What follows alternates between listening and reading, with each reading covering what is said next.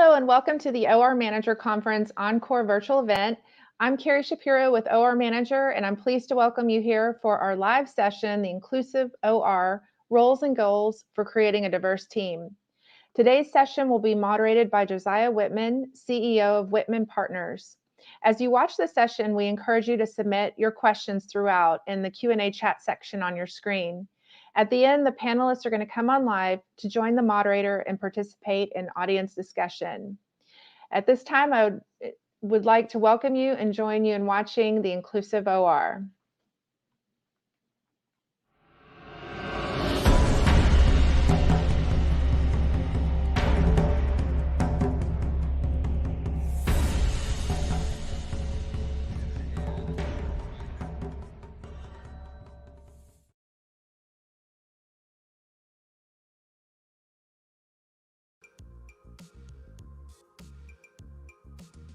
Issue I have had over my career is not seeing a diverse pool of candidates presented to me. The recruiting is not done fairly across the board. What I think from an HR perspective is really having those really direct conversations of what we want as managers, where we want as directors.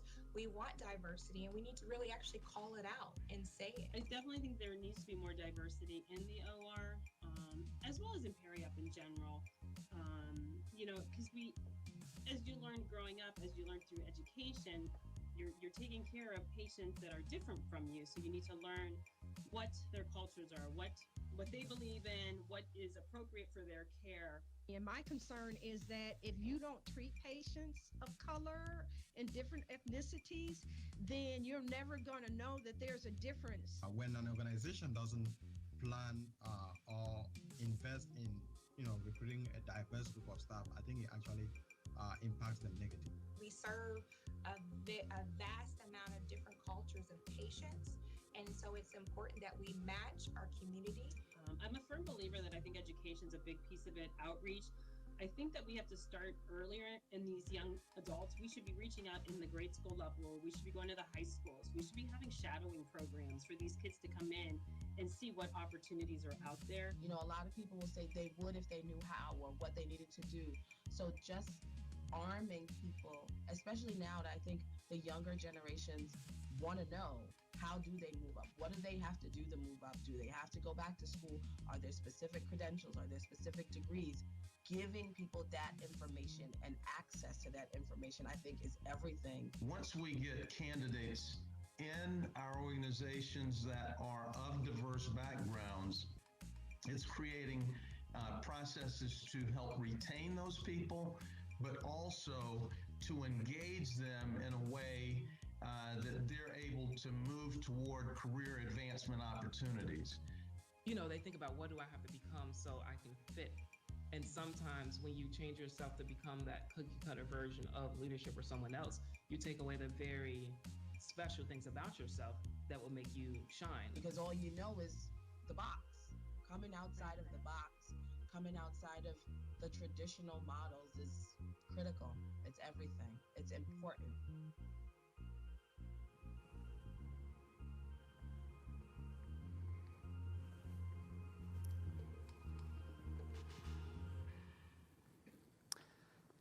Hi, good morning. My name is Josiah Whitman. I'm the founder CEO of Whitman Partners, the search firm for directors of surgical services. We're gathered today here for a very special in-person panel on the inclusive workplace, creating a diverse operating room. It's special for three reasons. It's special because for many of us, it's our first chance to network live after COVID. And it's special because we get to hear these insights live and in person. And it's also special because of the four panelists I have next to me. These are the four experts on advancing diversity, equity, and inclusion in the operating room. My personal journey here has had 24 stops along the way. And that's because Whitman Partners has a yearly award and recognition program called the BIPOC Perioperative Leaders to Know, where we interview BIPOC leaders about their experiences and insights on inclusive operating rooms. We conducted over 24 interviews and made them available on our website and on social media, and you can find them on whitmanpartners.com. The response has been gratifying. We were invited here today to speak in front of the OR Managers Conference. What you're going to hear is insights, anecdotes, best practices, and tips for making the OR more inclusive. I promise that you'll hear the best onboarding question of a diverse hire I've ever heard, and I promise a takeaway. So while I enjoy facilitating, I am most excited in the spirit of lifelong learning to hear from our panelists. So allow me to introduce them. To my left is Brian Dawson. Brian is the first African-American male Nurse Corps officer to command a naval hospital. He finished a distinguished 28-year naval career as the Chief of Staff for the 36th Navy Surgeon General. Brian was part of our 2020 BIPOC class. He is currently the System Vice President for Common Spirit Health, the largest not-for-profit health system in the country. Brian. I want to thank you, Josiah, for the opportunity, and to all the people that are here. Thank you for taking the time out of your day early in the morning to come listen to us talk about a topic that might be a little uncomfortable, but I think it's a topic that we need to talk about, and that's how do we hire and promote individuals that represent those who we take care of, whether they look like me, or they look like you, or look like other ethnic or indigenous groups. I think it's really important. So thank you very much for taking time out of your day to come listen to us. Thanks, Josiah. Terrific. And to Brian's left, we have Dr. Edna Gilliam. Edna earned a dual master's in nursing and business administration from Wilmington University, a DNP from Grand Canyon University, and like Brian, Edna was nominated for the BIPOC 2020 award and sat for an interview with us last year. Yes. Good morning, and I thank you, Josiah, for inviting me to be a part of this conversation, and OR Manager for inviting me back the second time.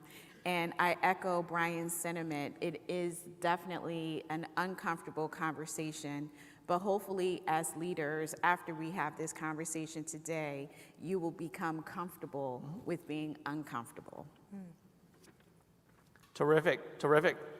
And to Dr. Edna Gilliam's left, we have Keely Stith. Keely has her bachelor's in nursing from University of Toledo, a master's in nursing from York University. Keely was part of our 2021 class. Keely is now Associate Director of Surgical Services at the Ohio State University Wexner campus. Thank you so much, Josiah, for pronouncing the Ohio State University Wexner Medical Center. There's a sense of pride with that. Another sense of pride I have is sitting amongst the leaders today and being a millennial BIPOC leader. So I would love to have the opportunity to share with you my experiences as a BIPOC millennial leader that's new not only to leadership somewhat, but also new back to the country. I was in Toronto, Canada for 13 years, came back to Ohio, and I'm absolutely loving the transition, and also loving the journey that we have right now going on in our country around exposing the need for diversity and inclusion. So good morning. Terrific, thank you. And to Keely's left, we have Dr. Katie Boston Leary. Katie is a nationally recognized speaker, consultant, and certified executive coach. And she was a perioperative nurse, ascending through the operating room leadership, eventually the System Chief Nursing Officer for University of Maryland, currently doing work for the American Nursing Association. Welcome, Katie. Thank you, Josiah. I just want to say thank you all for echo the sentiments of my colleagues here. Thank you all for being here this morning to be a part of this conversation that, it's not that easy to take on first thing in the morning, but we assure you that this will be enlightening and engaging, and we hope to illuminate you and edutain you as well for this topic that's very necessary and very needed right now. So thank you. Okay, terrific. Well, let's dive in. I hope that we have some questions from the audience, and so please be prepared. We'll try to end a few minutes early so that we can take questions. And why don't we start with something a little easy first thing in the morning. Let's talk about job ads. Katie, you were saying this morning that how you advertise a position can affect what type of applicants that you get, and there's a little bit of nuance there. Katie, would you mind talking to us a little bit about job ads? Yeah, absolutely. And that's the first step. Diversity is the invitation, right, to open the door for people to come in and not just take an approach of posting and praying, but taking an approach to also make sure that you're recruiting the talent that you want and need. And something disruptive is required here, because with the data that Josiah's team put together, and I believe it's on some of the tables, you see some information about how a lot of hiring managers and recruitment managers are struggling. They say they're struggling to hire people from the BIPOC community because they say they're not there. And we're here to show that we are here. And it's not enough to post and hope that you get someone through your doors, because as much as organizations are selective, applicants are selective too. And they have the option typically, and what I know I did, and I'm sure everyone in this room could probably attest to this, before you apply, you do look up that organization, you go on their website, see what they're telling you in terms of the images that they put out, the messages they put out, who's on their team. And essentially, if you don't see anyone that could really resonate with you in terms of their backgrounds and everything else, that could make you hesitate, and in some cases not apply at all. So so people are looking at you, but on the other side, the impression is that they're not there. But they are there, but what you're projecting is an issue, right, for them to consider you as an employer. So what I'm suggesting, especially for recruitment teams and leaders, be intentional about your messaging around the type of people that you want to hire, right? Be intentional around the fact that we are striving for a diverse and inclusive workplace, and we need you to be a part of our team. We may not look like the way we should in terms of mirroring our population that we serve, but we need you to help us change and move in that direction. Why not you? So think about that type of message and how welcoming that is, right? You're putting down a welcome mat for people that you haven't probably hired before to say, okay, I don't mind going first, and I don't mind being a part of the change. Katie, I'd like to add to that. One of the things that we did at Common Spirit, and I worked with our HR leaders to say, there's a pool of applicants out there, similar to what you heard Katie say, that we're not reaching. And so we deliberately put together ads that we posted on LinkedIn, on Facebook, in different journals that had pictures of some of our leaders. One of the things that we did was we specifically went after military nurses who were coming out of the service, and I was the picture that was there. And as was mentioned, we mentioned we're looking for diverse, retired military candidates with experience, and so that message went out to a lot more individuals. And what was interesting, we also posted it in Navy Times, Army Times, Air Force Times, and we got a significant number of applicants who were leaving the military, and a very diverse group of applicants, because that's the group we were going for. So great example. Yeah. So Brian, following on that, so you are not staffing your operating room. You're staffing all the operating rooms within Common Spirit. How does that change your thinking? It's a conversation that I have with our perioperative council. We have individuals that represent each of our divisions, and if a division crosses a state line, then from the different states. And we talk about recruiting, and I often bring up, are we really looking at the pool of candidates that are out there, or are we just looking in our own circle? We have a natural affinity as individuals to lean towards those that are like us. And so a lot of our discussion is, how well are we casting the net to bring in diverse men and women into our organization and to share that vision of diversity. Fortunately, our organization talks a lot about diversity and hiring individuals from different diverse backgrounds because we cover so many different geographic areas in the U.S. So that's kind of my message and our leadership's message as well. Brian, can I ask you a Yeah. question? Does your organization also partner with historically black colleges and that sort of thing where there is a multitude of talent? You know, a funny story. I was in Iceland a week ago and I had on my, Common Spirit jacket, and as I was walking out the door, a gentleman looked a lot like me, stopped me and says, "Hey, do you work for Common Spirit?" And I said, "Yeah." He goes, "Well, I graduated from Morehouse University Medical School, and you have partnered with us as part of your outreach group." So one of the things that I would recommend to organizations, big and small, reach out to the universities, reach out to the organizations in your geographic area, whether they be a historically black college or a university that caters more towards indigenous individuals or Hispanics, and form those relationships where you're asking for nurses to come to your facility as part of their clinical, sponsor maybe a perioperative clinical program so that you can get nurses in and hire those individuals. So we've made a big effort to do that. That's great. I'll just dovetail on that. Personally, I'm enrolled as a doctorate nursing practice at Ohio State, and I've recently joined a Students of Color nursing group. And I strategically have joined the Students of Color nursing group to recruit and to have those early conversations about perioperative and get it in their head already to say, we have a periop 101. I love to have you come on board. Let have you shadow with a few nurses. So that's my personal effort and action towards diversity and inclusion. So I do encourage, if you are affiliated with a university yourself, ask to be a speaker, ask to come and speak to students of color or any other student groups that support diversity and inclusion. So let's explore that more, Keely. What was the name of the student group?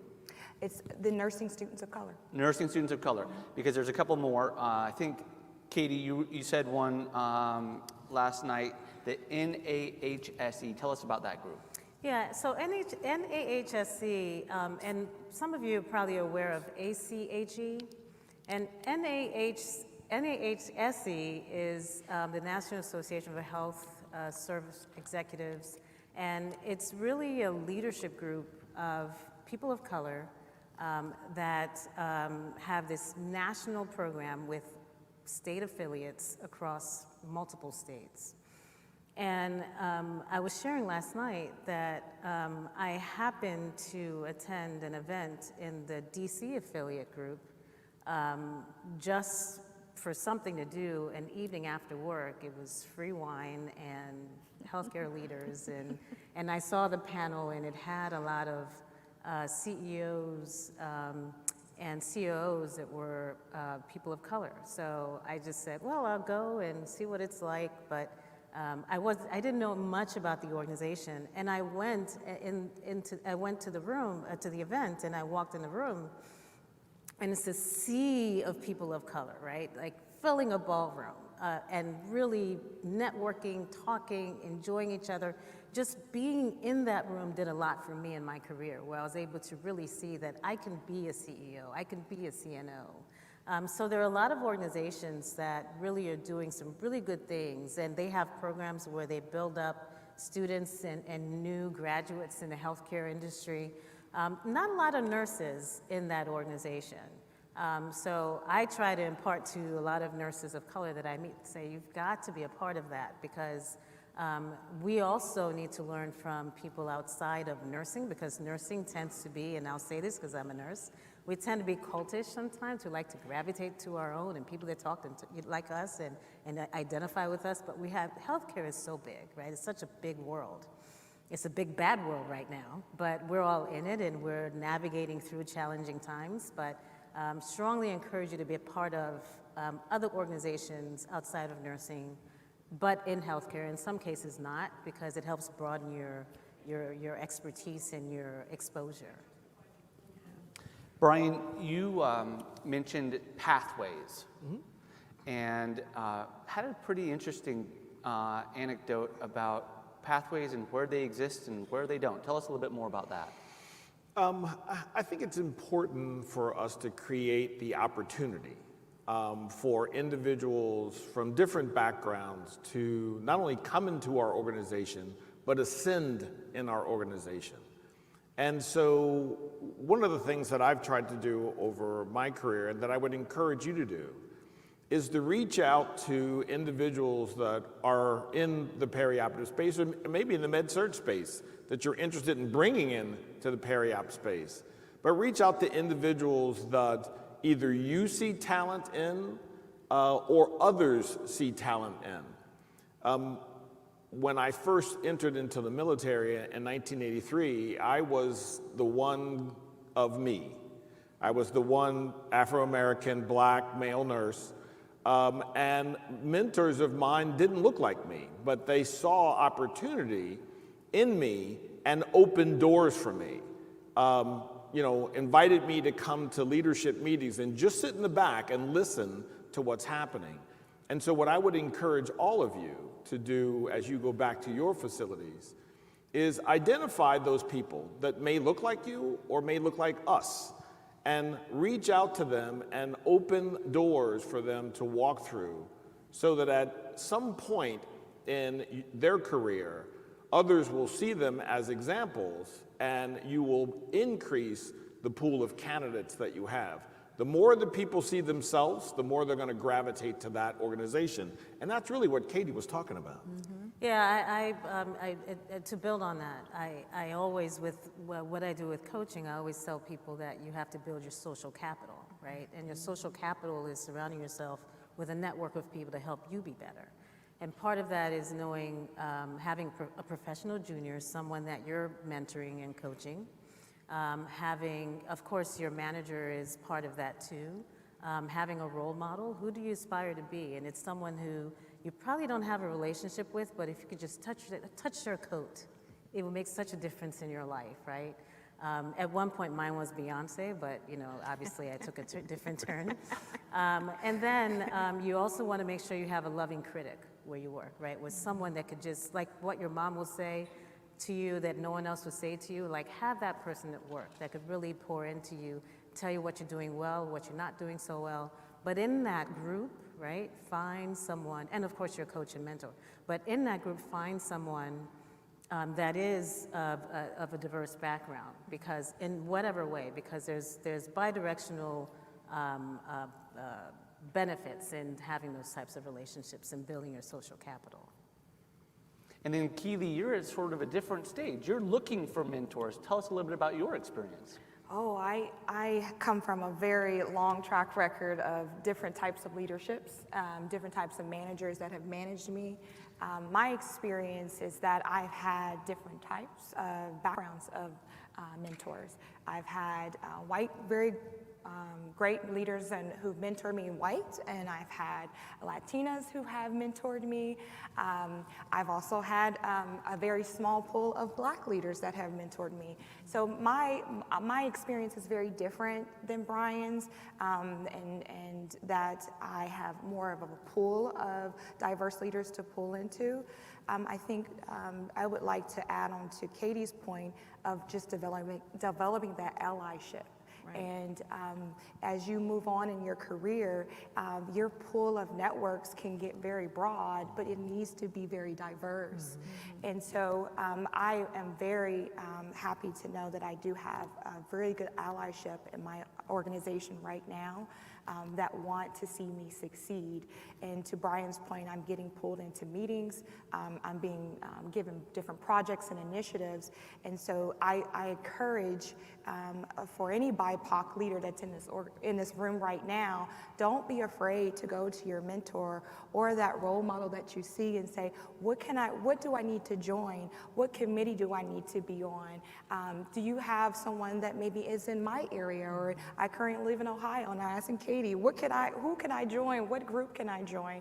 And so that's really important as you grow in your leadership, or if you're being mentored, is really to call out what you want and let that mentee know that, hey, or mentor, that you want to do a different project, or you want to be this sort of type of leader, or maybe you want to be the next associate director or the next vice president. Really calling that out and having them work with you. Terrific.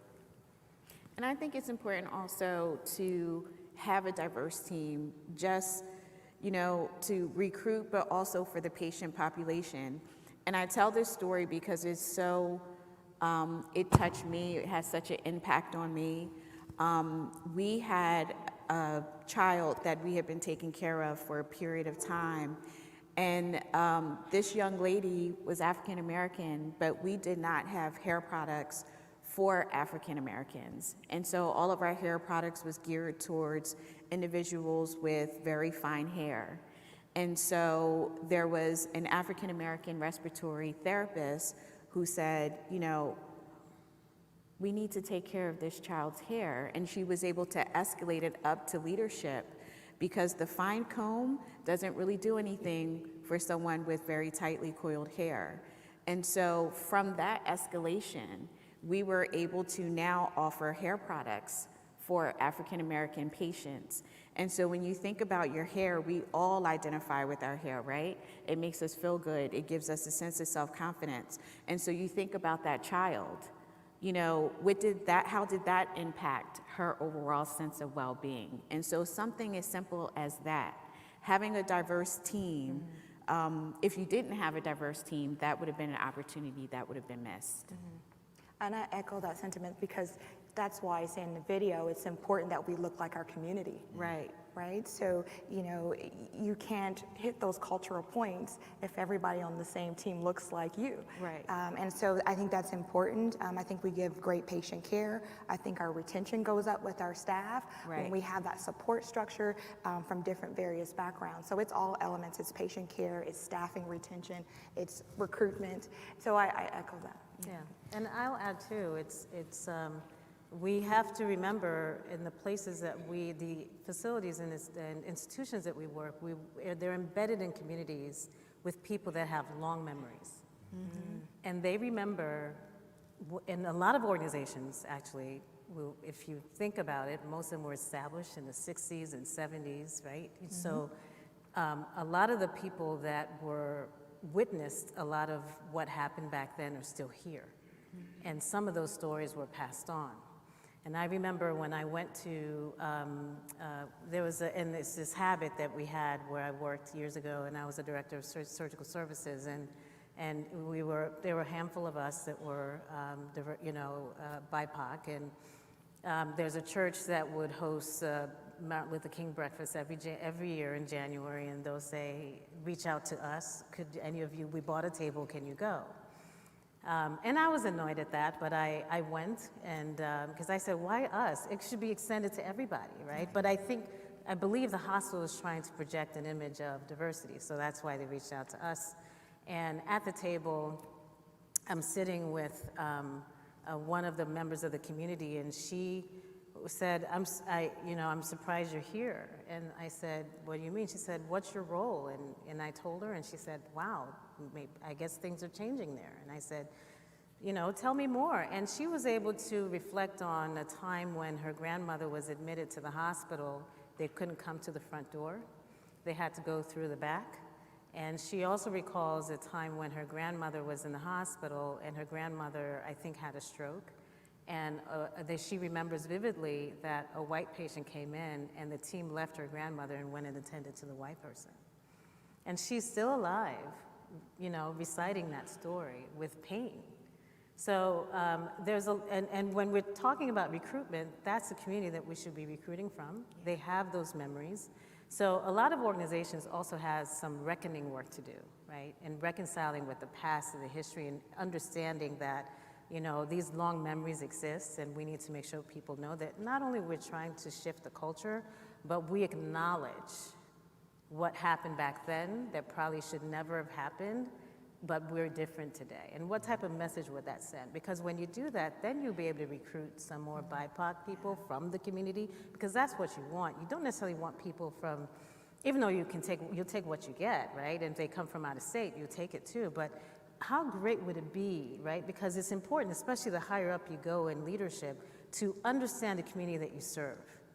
Understand the zip codes and who lives in them and what their needs are and how you can adjust your strategy to those needs.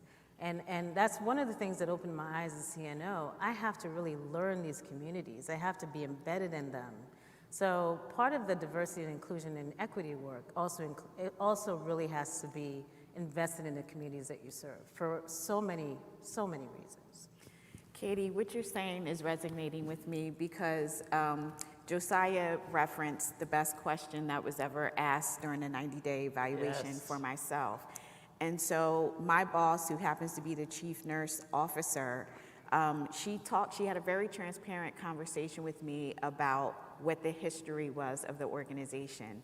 And she said to me, as a woman of color and a leader, how did we do in making you feel like you belonged here? And I was stumped. I didn't know what to say because in that moment I realized that no one has ever asked me that question in my professional career as a banker or as a nurse. And I encourage all of you to ask that question because there had to be a little bit of vulnerability on her side because she didn't know what I was going to say. I could have been like, oh my gosh, this was horrible. But I walked away from that meeting feeling like she really wanted me to be successful there. And so no matter how uncomfortable it was a beautiful conversation. And so I encourage all of you to ask that question. I just want to say that's amazing. I also encourage a lot of, I have managers who are white, and they'll come to me and they'll say, I don't know how to pose that question. Or in the state of last year with all the protests, I don't know how to comfort my staff. And it's not for me to educate, so we have implicit bias training. We have implicit bias workshops. And here are the workshops that are posted on our website. We have inclusivity, diversity, we have implicit biases around hiring. And so I ship all my managers, any manager that reports to me within the first 60 days, they have to be registered for one of those courses. And in their performance annual reviews, they have to give me one goal that they're working on diversity and inclusion. So I love that your leader actually took that effort. That's that vulnerability, that's that humility that we talked about yesterday. But most importantly, it's about education. And all of us don't feel comfortable, but the only way you get comfortable is to learn and educate yourself. So if you don't have in your organization right now any workshops, I encourage you, there are tons of workshops that are available through organizations. Shoot, you can even go on YouTube nowadays. So just, take that opportunity. I think your staff, your employees, they want to see that your leaders are educated. I mean, I'm speaking from a millennial. I want to be able to connect with my leader. And so that would be, how are you feeling today? How did that meeting go with you? What went differently than it would for someone else? And so that is all about having those conversations and also educating yourself. And be open to what you hear. Do not defend, be open. One thing that I would like to add to our conversation, as you see before you, there are 4 African American leaders. But when we talk about diversity, we're literally talking about all of the different groups that are represented in our community, whether that be Pacific Islanders, whether that be Hispanics, whether that be someone from a different country, Middle Eastern, of a different religion, whether they be, Catholic, Muslim, atheist, Jewish, whatever. The goal is to be inclusive, especially in healthcare, because as was mentioned, our community has become more and more diverse. So with that diversity comes multiple ethnic groups. And just from my own experience, as a young OR nurse standing at the bedside, I had a habit of touching people. putting my hand on the shoulder, holding a hand, comforting those individuals as anesthesia was applied to say, I'm going to be here to take care of you. I had to learn that with some cultures, that's not necessarily acceptable. I also had to educate where I was in situations, as Katie was mentioning, that had historical backgrounds. In the late 80s in Eastern North Carolina, as an OR nurse, I had a patient who was visibly uncomfortable with my presence. And when I asked her, was everything okay? This was an after-hour emergency case. She was very honest with me. She said, I'm having an issue with you being in the room with me. And I asked her why. She said, well, because black men aren't supposed to see white women without their clothes on. And she was younger than me. And so instead of reacting in a method that would have caused an issue, I said, well, I'm sorry you feel that way, but I'm here to take care of you. And unfortunately, I'm all you have tonight. So I'm going to do the best that I can to maintain your modesty and take good care of you.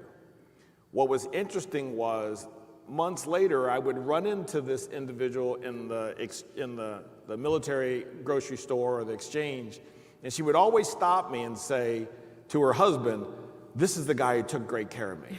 And she goes, and I've taught all my friends about you. If they ever have to come to the hospital, you're the guy they want to take care of.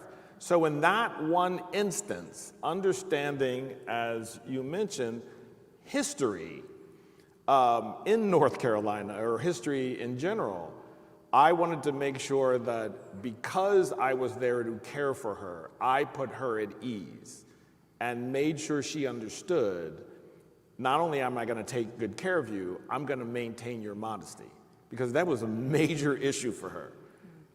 And so, again, when you're looking to bring in individuals from a diverse background, really make the effort to bring in your community, so when patients come into the hospital, they see themselves in those who care for them. Can we explore microaggressions a little bit more? We have two doctors on the stage. That's an obvious one. Can you talk a little bit? I think you had a story about you could wear doctor on your resume, but not on your name tag. Tell us a little bit more. Katie, do you want to start? Well, I mean, there definitely is a dynamic, Right. and I think because there's so much intersectionality with this topic, right? And most cases when you do go into the C-suite, from my experience, I'm probably in most cases the only woman, the only black person, the only nurse. And then you go into these situations thinking that, okay, I'm so outnumbered, but I'm going to put my best foot forward, and I want to be seen. And I do believe in the healthcare environment there is a dynamic that we're dealing with, where with nurses with doctorate degrees are not necessarily respected as being doctors. The belief is that that term is reserved for physicians. In the OR environment, let's call it what it is, particularly with when you talk about levels of power, right? And I did a study on civilized oppression in hospitals. And what I did get from my study is that the impression from my participants was that when you ask the question, who has the most power in hospitals, the first response was administrators, but a close second was physicians. And in the OR environment, most physicians, surgeons, are white and male. And I will attest to the fact that they will say congratulations on your whatever, but they will not call you doctor. And I don't know that that's reserved only for people of color, because we know about the dynamic with Joe Biden and all that stuff, and she's not a real doctor, but it's a real dynamic. And then there's also a dynamic where PhDs and DMPs there's a tension too, where it doesn't really need to be. But the most important thing for me walking into a room, it's less about, yes, it's important how you call me, and I put a lot of work in to get to where I am. And the reason I did it, it was because I wanted to be seen. Because in nursing school, I didn't feel seen. And I remember where, you know, you're so outnumbered and you gravitate to this small group of people that look like you. And as the years go by, the groups get smaller and smaller, people disappear. And you hear the stories about how maybe a test wasn't graded or they didn't get along with a clinical instructor. There's a lot of work that we have to do in nursing schools to build a diverse nursing leadership, nursing workforce. The numbers that we are right now with nurses is appalling. Right. Where nurses, we still have numbers where it's 80% white. And part of it has to do with how we look at that seed, right, at that pipeline to say, what's happening in these schools of nursing? Because we did listening sessions with the work that I do with the ANA, and there's so many stories about how aspiring nurses or nurses themselves that probably broke through finally after a lot of effort are being encouraged to, once they apply for programs and they're accepted, after a clinical rotation or two, they're being told, you should probably consider being a CNA. Or how about you try being an LPN first? So there's some dynamics that we have to look at, and that came out in our data, that we have to start there. But most important for me when I walk in the room is the fact that I need you to hear what I'm saying. And because of my experience in nursing school, I pursued all these letters because I felt that that would give me validation and justification. It's not that I love being in school and I'm an evergreen student. I just felt that I needed that to succeed. And even after you do all that, you're still having to justify the fact that I know I'm an intelligent person. Don't assume that I don't know. Don't assume that I'm here because of a quota or someone trying to check a box. So because of that, I enlighten myself with other things outside of nursing. I would deliberately sit in rooms sometimes and conversations will be had that will deliberately exclude me. The small talk, right? About things that they would feel that I wouldn't know anything about. And I deliberately went out and I made an effort to educate myself in a lot of things outside of nursing so I could be a part of those discussions. So I'll inject myself. I learned to love sports for that very reason, because I'll be in a room of male surgeons and they'll start talking about the game last night, the Monday Night Football game. And after that, I said, no more. I started watching Monday Night Football. You will not exclude me. And even if you don't call me doctor, I will be a part of every conversation. You will hear what I have to say. Oh, you want to talk about the Great Resignation? I have a lot to say about that because I read on that yesterday. So that's how I make sure that I force being included. And you get, you know, it may be temporary, but people know that you're a force to be reckoned with when you do that. You made a funny joke last night about NFL coaches, about how there's so much turnover at the director of surgical services, they're like second-tier NFL coaches. True.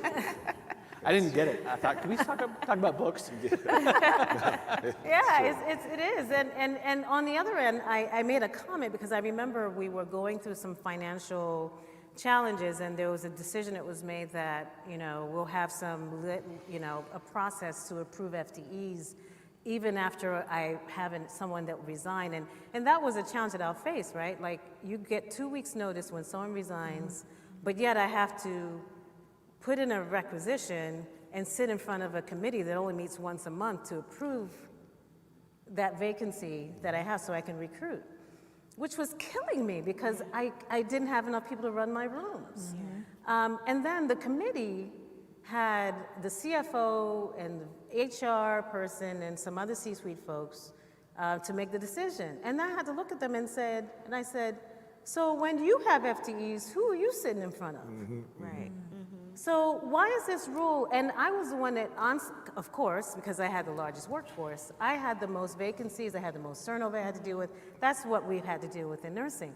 And I did have to tell them, I said, so eventually we had a meeting and I said, so why we have this process and who's approving your FTEs? COO, who runs ancillary. Are you managing your own requests and I have to come in front of you?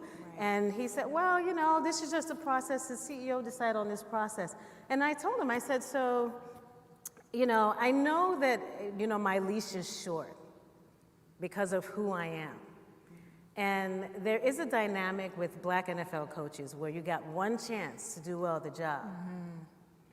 And it feels like that's what I'm dealing with at work. You're treating me like I'm a Black NFL coach, right? I have one shot, but you're also tying my hands for me to do a better job.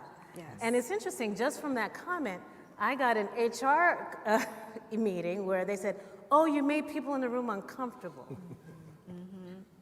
And I said, well, if I made John uncomfortable, John should have came and talked to me.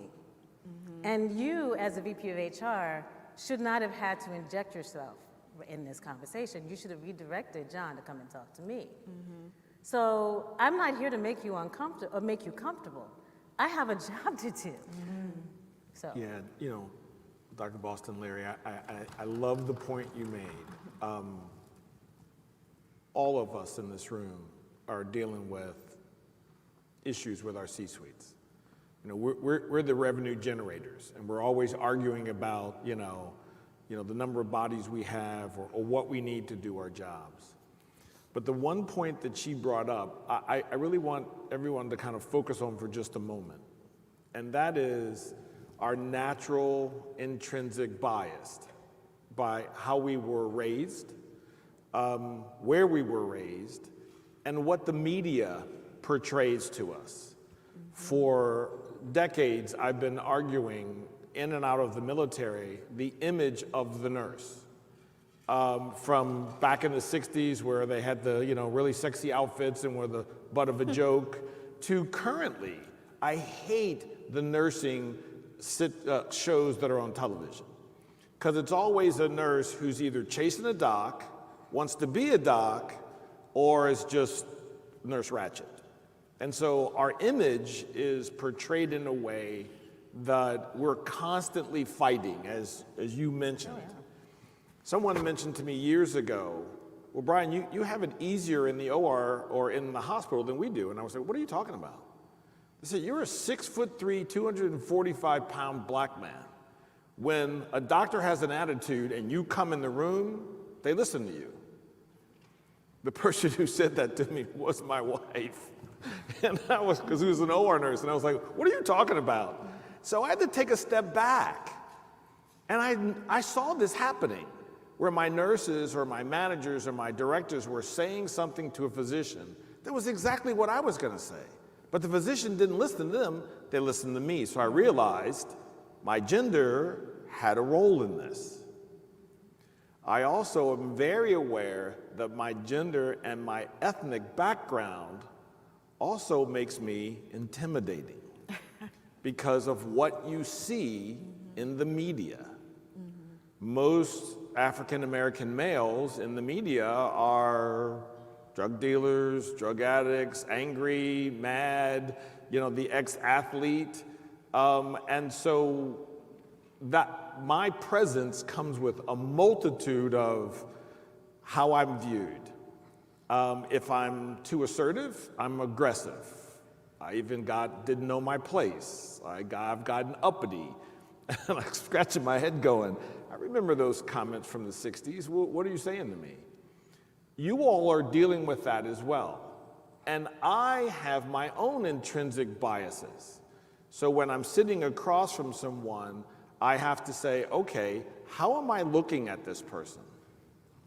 And am I looking with them through the same lenses that sometimes people look at me? And once I'm aware of my intrinsic bias and can put them aside, then I can truly see the individual who's in front of me. And if there's nothing that you take from today, I would ask you to take that. So when someone who looks like me sits in front of you during an interview, and I might not have the same language as you, I might use a word that's not something that you've heard on television, I might say y'all, I might have an accent. Make sure that you realize, where does that bias that you might have come into play? Every time I call one of our hospitals in the system, either in Arkansas, Chattanooga, Tennessee, Kentucky, and I hear that Southern accent on the other end of the phone, where does that put me in that relationship? So just something to think about. Brian, it's so interesting that you say that as your experience as a man of color, because as a woman of color, I am very intentional about how I speak, the tone that I speak. I try not to use body language because I never want to be labeled the stereotypical angry Black woman. And so and I think about it all the time.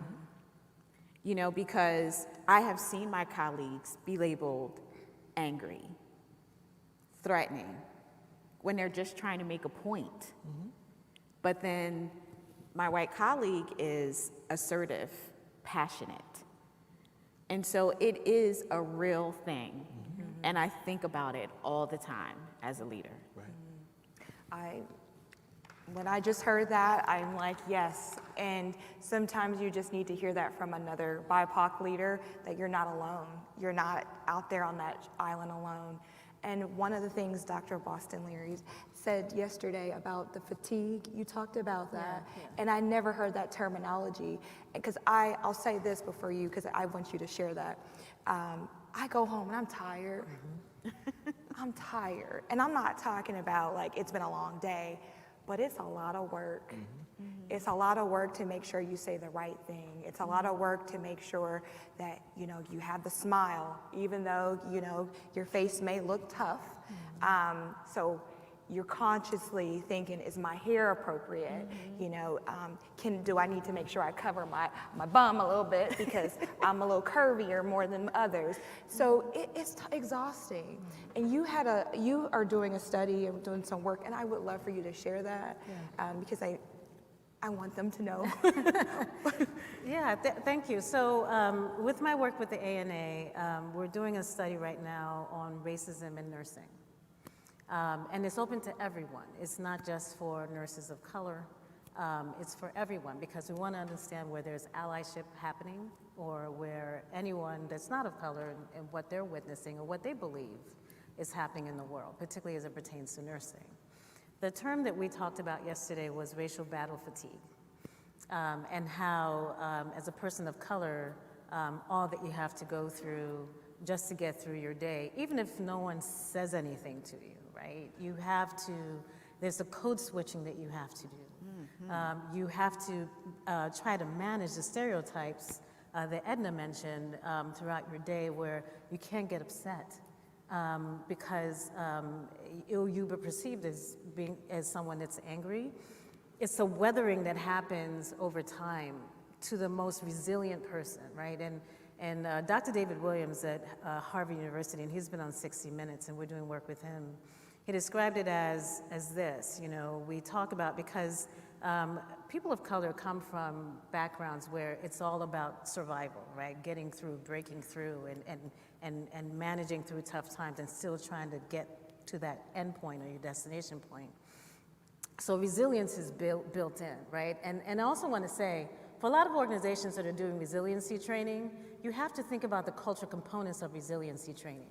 Because for a person of privilege to do education to a person of color about resiliency, it sometimes is off-putting. So we need to be mindful of that. And it's not the panacea for what we're dealing with in nursing in terms of well-being. But he described it as, if you have a concrete slab, right? And you put a bottle over it where you put a little pinhole and it's dripping water in this specific spot on the concrete slab. Eventually, that part where the water drips is going to erode, right? But all the other parts around it where there's no water is fine. And that's part of the weathering that happens where after a while, it does get exhausting. You do get tired when you go home. You feel that there's this persona that you have to shed when you get home. Because even subconsciously, that's what you try to do. You present yourself in a certain way. And we all kind of do the on-stage, off-stage thing, but there's some microaggressions that come at you throughout your day that you can't fight every battle. You can't confront every single word that's said. And one day, I remember even just last week, I was on a call with some publishers for a journal that we publish with, and we had a introductory piece where you talk about your name, your role, and what you like to do on your days off. And there was a person on the call that actually said, on my days off, I like walking through plantations. I swear to you, she said that. No awareness at all about what we're dealing with and the impact that will have on the folks in the room. And you hear that and you go, I can't fight every battle. Did I confront that? No. Why? Because honestly, I'm tired. I can't address every single issue I deal with. And I also have to think about what that would mean, right? You know, for someone I'm just meeting and now I'm going to confront you about racism and managing some of the things that you say. Like it is tiring and it's exhausting. And you also have to pick your spots. I also had to have a conversation with a colleague who's leading DEI work, who's, you know, he's white. And I don't want to ever say that these efforts has to be led by people of color. We need people not of color to lead some of these efforts because we need you to talk to the people that look like you to hear that this is a problem. Yes. And we did hear with one of my colleagues who's leading that work, who I respect and admire and love, said, oh, we're dealing with, we're actually working on this minority calendar because, you know, these minorities have a lot of holidays and we need to make sure we account for them. And I said, okay, so I'm gonna help you also see how this term is changing and evolving. People of color have been minoritized, right? So think about the words matter in terms of saying, you know, minority people. It's really about how there's been a group of people that have been historically disadvantaged over time. And all of these things and these microaggressions that happen really does have some weathering on your soul. We created a definition of racism as a murder, you know, really murder of the soul. Because after a while, I may look strong, but inside, I'm not. I'm struggling. And I need your help. And by the way, it's not my job to train you all the time on what you need to know. There's so many different places where you can get the information. I can help point you in the direction, but don't make it my responsibility and my obligation to educate you either. But with every situation that I come across, when someone says the wrong thing, I start with grace and understanding, because I start with a point that you're probably not trying to hurt me. I'm just going to try to help you if I can.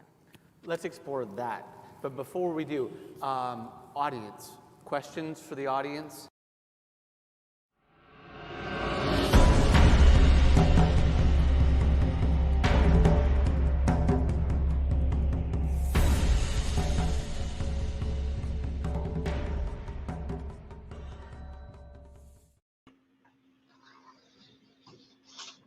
Hi, everyone. First, let me thank the folks at OR Managers for the invitation to present on the inclusive operating room here in this encore setting. I'm Josiah Whitman. I'm actually calling in from Portland, Oregon. Though I can't see the audience today, I do want to thank you for coming. It's easy to soak in some wisdom when you have the speakers that we have here with us today on the panel. And I'm honored to facilitate. One thing that I care a lot about is that everyone in the audience have a takeaway. And I have one clickbait note taker's question ready to get to. And in the meantime, if you are at home, please ask your questions, ideally with your name so that I can recognize you, but even anonymous is great. Ask away. Okay, let's begin.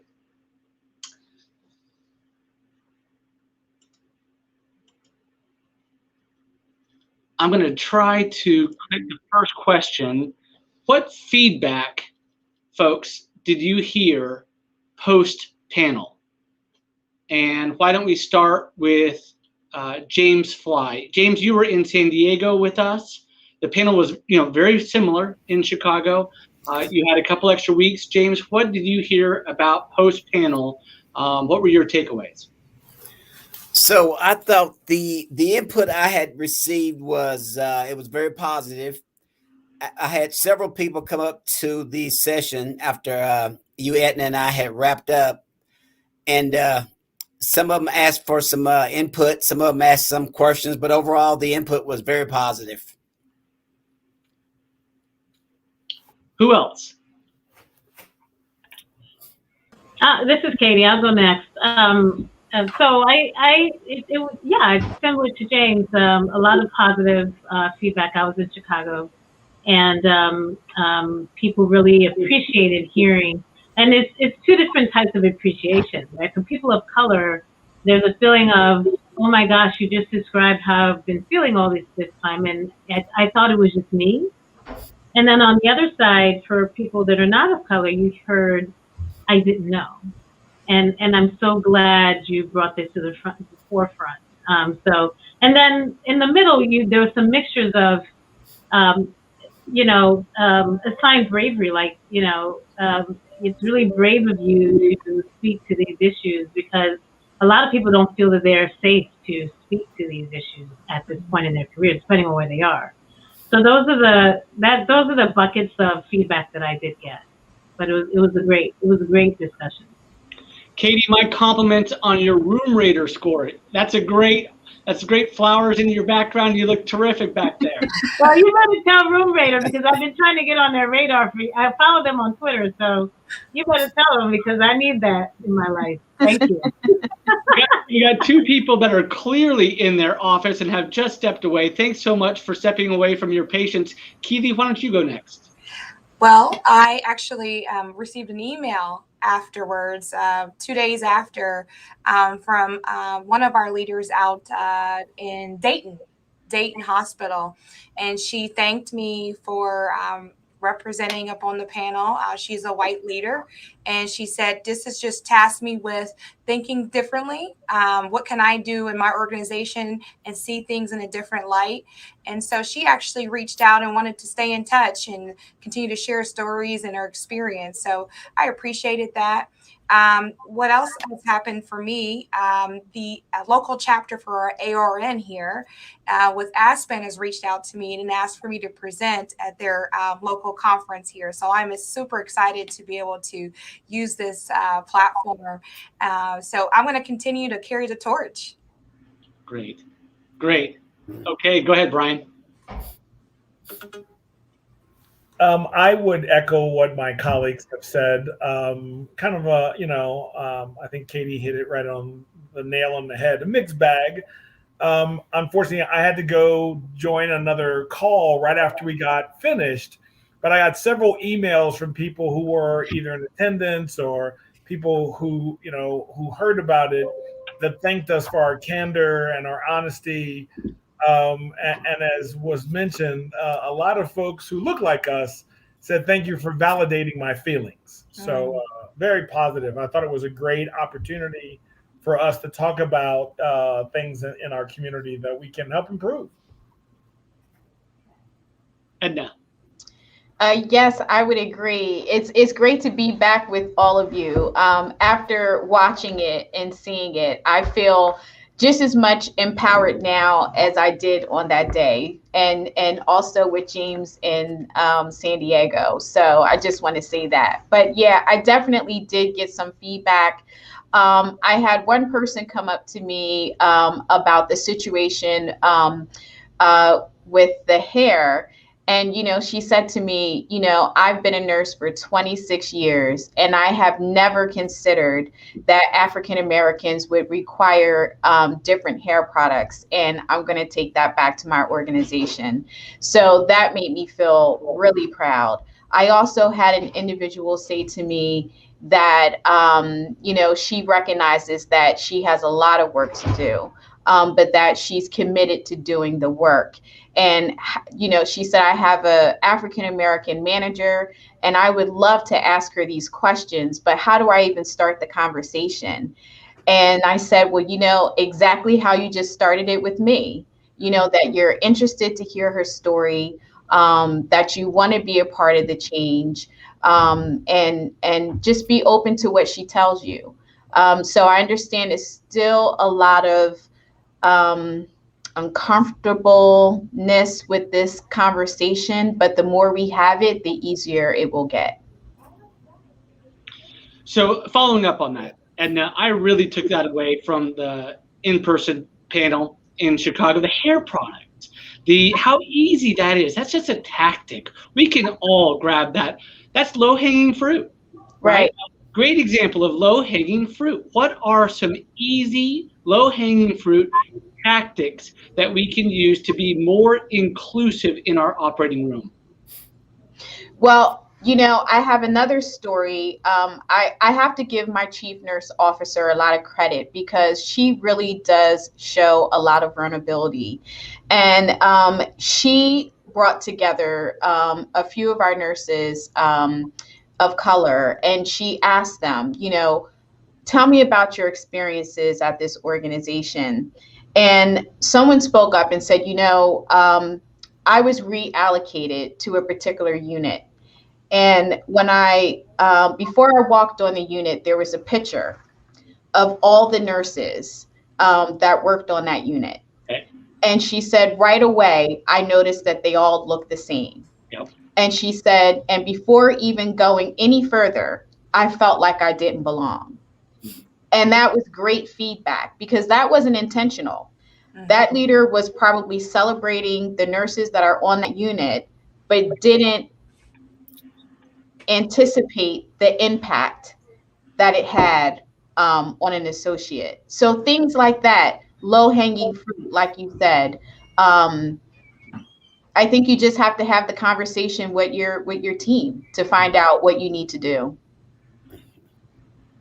I want to add that so low-lying fruit would be pointing your other managers or employees to workshops and courses and education.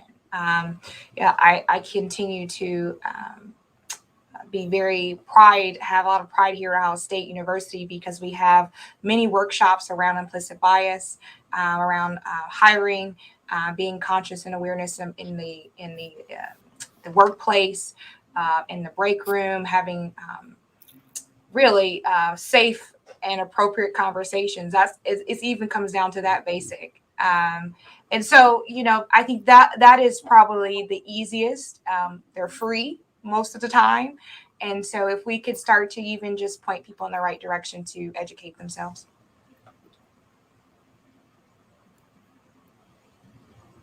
Good. Let's go back to Brian. Give us an example of maybe some low-hanging fruit. What can we do to get our quick wins?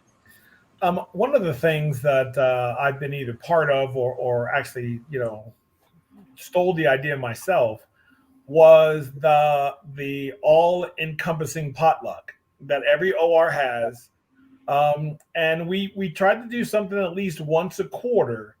And we asked everyone to bring their favorite dish from their childhood. And the nice part was we exposed staff to all different types of food because the ethnic build of the organization in Northern California, we had it all. We had Pacific Islanders, we had individuals who were a Sikh or an Indian background, African Americans. So, and that was one of the things as we not only ate together, we talked about the dishes and why was that dish so important to us, which brought in a lot of my grandmother, my grandparents, my family came from, and this was a dish we ate. And so, by the time that, my tenure at the organization ended, others had been taught how to prepare those dishes. So the last potluck we had, I assumed that certain dishes came from certain people, and they all laughed and said, no, we made each other's dish. So just sharing that cultural identity with each other through food galvanized that group. And I was so proud. About a year after I left, the person who took over as the OR director continued the process.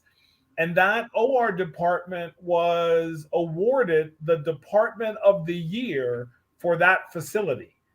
And it had a lot to do with us bringing them together, where before, it was everybody for themselves in a very small department. And so, that was a very positive thing that we were able to do. I'm imagining a recipe book. That's a great example. Oh, yeah. Christmas time. That's exactly what we did. James, what would you bring to the potluck? Probably my famous lasagna. I'm sure it's delicious. I love it, James. I love it. Go with my chicken adobo. Sounds good. Katie, I know one that you actually mentioned to us. It had to do with language to put on the jobs website, where you acknowledge that we are not as culturally diverse as we would like to be. But this is our sounding of the notification that we want to be more diverse in our About Us section of our website. Cut to the chase, you can see that language now on the Whitman Partners website. So thank you for that suggestion. Katie, do you have anything else? No, I think, you know, and I think with the examples that you heard today, there's a couple of things, right? It's free space, right, for conversations to be had. And then there's humility as well to learn something new. And also humility does require being open about what you don't do so well, because I think we do so much in terms of putting our best foot forward. There is some humility that's required that indicates that, okay, this is what we don't do so well. And posting a position that way indicates that, yeah, and we need you to help us to get to where we need to be. Take us, if you don't mind, bring your friends so we can get to the quote unquote promised land. So, and you're going to have some people who are going to say, I'm not a trailblazer. I like, I don't want to go first, but there are a lot of brave souls out there who are passionate about this that will be willing to go first and lead the way. So absolutely. Okay, what I heard coming out of Chicago was a lot of questions about mentorship.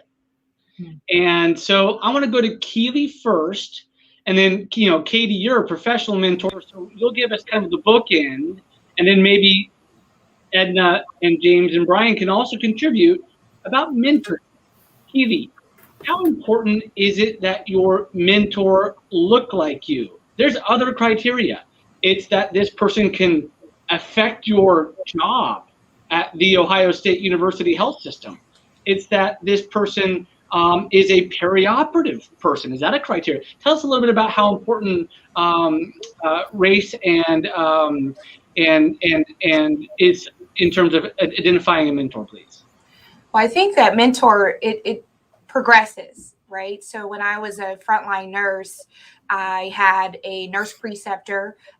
Typically, she's been around for 30 years, 35 years, close to retirement.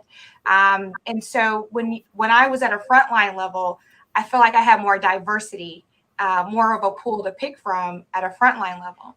But as I grew and moved up the ranks into an educator, into a manager position, that element of diversity dissipates. And so as much as I yearn for a mentor that looks like me, it is an element that you would want to have as a mentee to connect with. I feel like as someone, as a millennial going through progressing as a leadership role, there are conversations that someone who looks like me can help me navigate through. And so ideally, of course, I would love to connect with a mentor that looks like me to help navigate my journey, and my challenges and struggles are very different than a white woman who is as associate director or a director or a VP. So I think that's one of the things I strive for. Now, I recognize that I can't have that, so I have to do what I have to do. And so that's where I get into allyship. And how do I connect with that person? So I have a white man that's mentoring me right now, and he's great. He's fabulous. He's not, quote unquote, the one I've identified out loud, but I know that he's an ally to me. I mean, he shows me the ropes. He's there educating me and showing me things that, like, I probably wouldn't have gotten it from anybody else, but I've connected to him in that way. But I think that if you're looking for someone, don't discount because the fact that they don't look like you. You just you can't. If the workforce is just not cut like that. The one thing that you're just going to have to find is that someone who's going to be that cheerleader for you. Hopefully, someone who is I want to say woke and can help you really get through those conversations and help you. But I feel for the millennials. who are really climbing the ranks pretty quickly. And we are looking around and wanting to have rough shoulders with folks. I loved Katie's last, one of the things she said, sometimes you just want to touch their coattail. And I felt like I was at Katie's girl fan here. And I'm like trying to touch her coattail because I'm like, I don't get to see that all the time. So I do fangirl a bit and hope to strive to be, just as a chief nursing officer, nurse executive. So I love that. I love that about Brian. I love that about Katie. I just, it invigorates me. And if I can't get it as a mentor, as a one-on-one, just the fact that I can just text these guys. I'm grown to really have a outside relationship. We text each other. And so that's what that's all about is just creating that network. Who else has a comment about about some criteria selection that goes into selecting a mentor and selecting a mentee? Edna. Well, I definitely agree with Keely in that a mentor doesn't have to look like you. I would have to say I've had so many people that have helped me, whether it be men, whether it be women, whether it be white, whether it be black. And, and those individuals saw something in me that I didn't see at the time and really helped pull me along. So, but it is nice to have someone that you can identify with, that you could be your true, authentic self, where you can say, this is what I'm feeling. What did you do in this circumstance? Or what do you think I should do? It's nice when you can relate to somebody on that level. But if you're choosing a mentor, I agree with Keely. It has to be someone that you could be your true, authentic self with. Because I think sometimes as people of color, we code switch. And so that's what I would look for in a person. And as far as being a mentee, I say it's the same thing. It doesn't matter if it's a black person or a white person, you see something in people and you naturally just want to help them, become the next leader. So I just look for people that are genuine, people that want to be leaders, because right now it is hard work and it's thankless. So, you need people that can critically think and think outside the box. And so that's what I look for. Okay. Who has had an actual formal mentorship program that they've been a part of? Has anyone ever implemented one? Has anyone seen success and failures there? Are there some platforms that sponsor mentorship and do any kind of matchmaking type services? We had a program like that at one of the facilities that I was at, and similar to what we heard, there were some successes, but I think more failures because we tried to put a round peg in a square hole. And when you're looking to find a mentor, it's about a personal relationship where you have to entrust your feelings, your future, your thoughts with someone else, who in turn will be honest with you and say, no, Brian, don't be a knucklehead. That makes no sense. Yes. And I think developing that relationship, you can't really force it. It has to be something that both individuals feel is important. And when you find it, those relationships morph, but they last forever. I have mentors that I had when I first entered into the OR. The person who was my preceptor is still a mentor of mine, some 40 years later. It's like, hey, if I have a question, I'll pick up the phone and call her. And that's where the knucklehead thing came from. She goes, seriously? I thought you would have outgrown that. That's just being a knucklehead. And I'll say, that's all I need to hear. Thank you. And having that honest communication is great. James, have you been a mentor before? Did you select your mentee? Did your mentee select you? Who's in charge there? So I have been a mentor, official and unofficial. And in this particular case, one of the young nurses came to me and asked me would I be his mentor. And I said, absolutely. I was thinking back to what Aetna has said. So when I first started in OR, which was in 1980 as a 19-year-old OR tech, there wasn't very many BIPOCs around. Okay, it's not even working at the staff level, much less leadership position. So, I mean, it was many years before I saw a BIPOC leader in the OR. I mean, like 25 years. Most of the time, I was that person at supervisor level or manager level, and then the director level. So, I mean, and even today, I mean, I don't have a BIPOC mentor at the hospital, but I try to mentor several other people. So nurses and different people and what have you. Sure. So something I've mentioned this a little bit in San Diego, and I've sort of been thinking about this. Something that I want to do is I'm on the Community Leadership Council for Big Brothers and Big Sisters. I want to start a mentorship program for the younger youth and bring them to the hospital and make them aware of different career paths within the hospital. So what do you guys think about something like that? I think that'd be great. We're actually doing that now. We're engaged with our Metro Community College. It's a high school, it's a preparatory college. And so we're strategically targeting students of color to come in and they get a direct mentor. And I'm going to actually volunteer myself because I'm trying to get more involved in the community. So I totally agree with you, but it's definitely doable.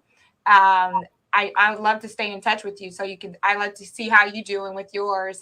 It's very new. Okay. I don't really have a lot of answers yet to it, but we're just going to figure it out.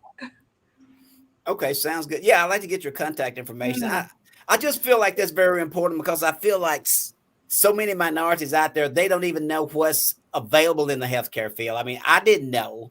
I just happened to luck across an OR technician program back then.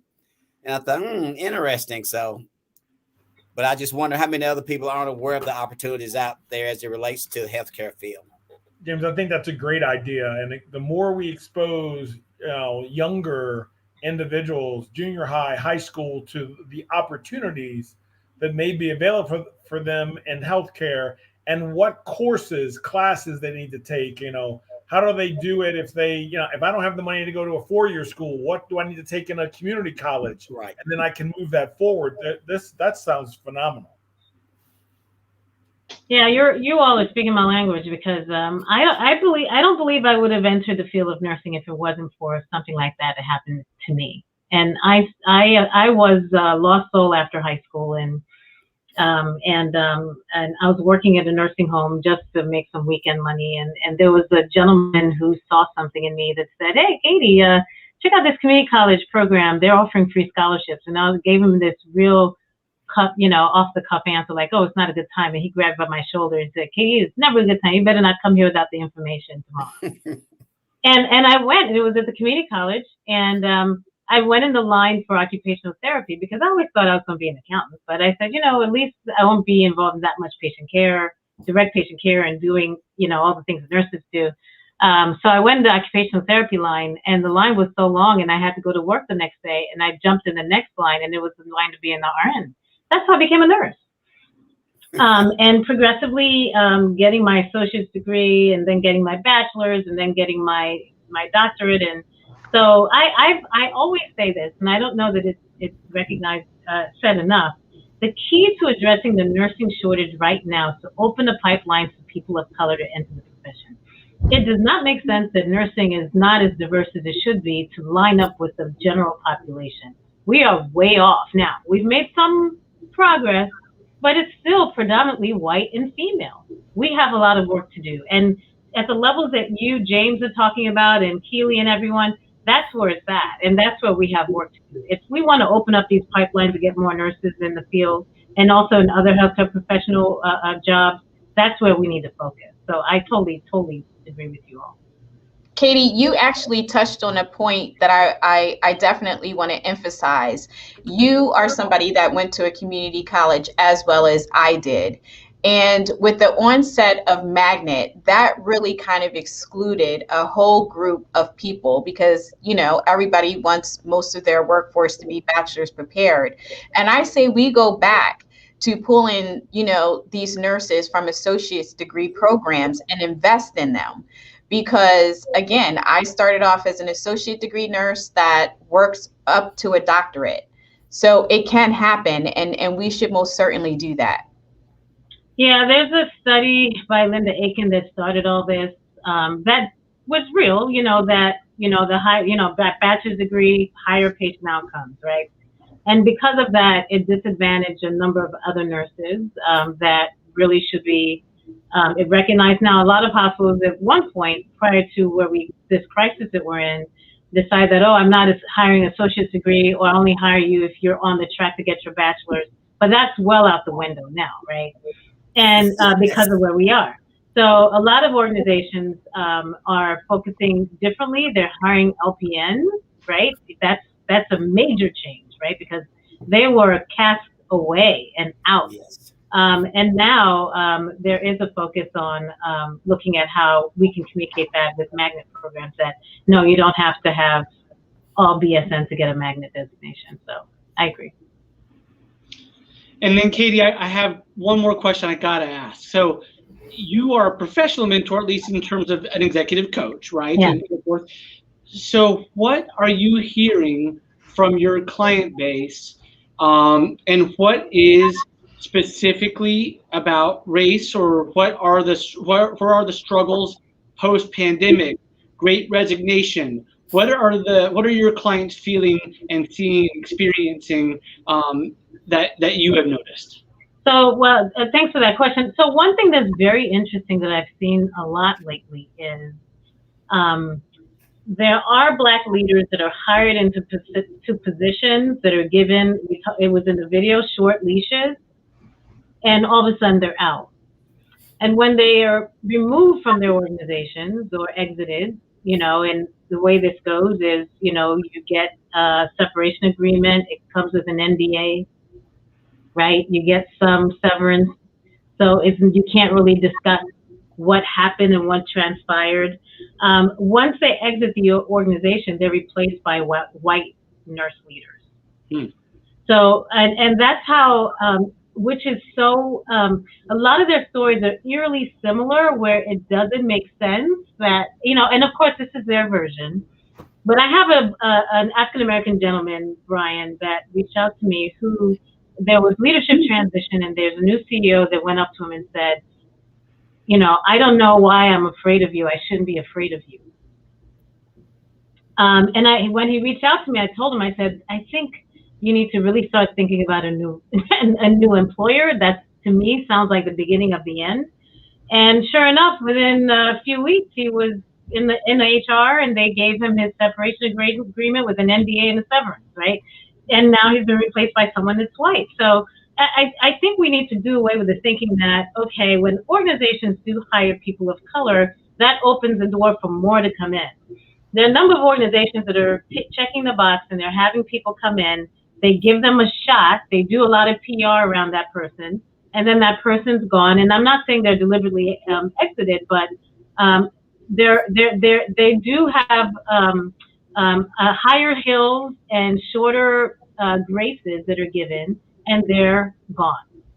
So that's a dynamic that I've seen a lot, in addition to the fact that you do see a lot in terms of leaders, people of color who are stuck, where particularly in nursing, I can't get past the manager level. I can't get past the director level. No matter what I do, all the degrees that I have, I can't seem to get past this point. What is it? What does it take? And they'll reach out to me and say, what was it for you? What did you have to do? And that's why I also try to emphasize, you talk about mentorship. Sponsorship is important too, right? That's a new concept that's coming about. It's not about someone giving you actual dollars, but spending their credential currency to advance you, to advocate for you behind closed doors where the decisions are made. And this is necessary, particularly for people of color, to have a sponsor in their corner that can speak on their behalf. So when an opportunity is spoken about, they can say, wait a minute, have you thought about Aetna? And this is why I think Edna is the right person for this role. Before you go outside and post a position, I think you should consider Edna, and this is why. We all need to really have those in our organizations to help. And Carla Harris, who's the Morgan Stanley executive that has a great TED Talk on this, they carry your paper forward. So that's what's necessary for advancement for a lot of people of color. You have to have a sponsor in addition to a mentor. Katie, can you give us that name one more time? I was listening, but I didn't have my pen and paper. Sure, Carla Harris. She's a Morgan Stanley exec, and no longer, but she does a lot of talk. And I think she was appointed to a council by the Obama administration at one point. But she has a great discussion around why sponsorship is actually, in some cases, more important than mentorship. Because your sponsor, and this person has, she calls it juice. It has to be someone that has juice, that has some high credibility in an organization, that when this person speaks, everybody listens, that gets in the room that you can get into, that can carry your position forward, that can speak on your behalf. Good suggestion. So that brings me to, let's go do a quick roundtable. What is the one takeaway that you'd like our audience to hear in terms of advancing the diversity and inclusion conversation in their operating room?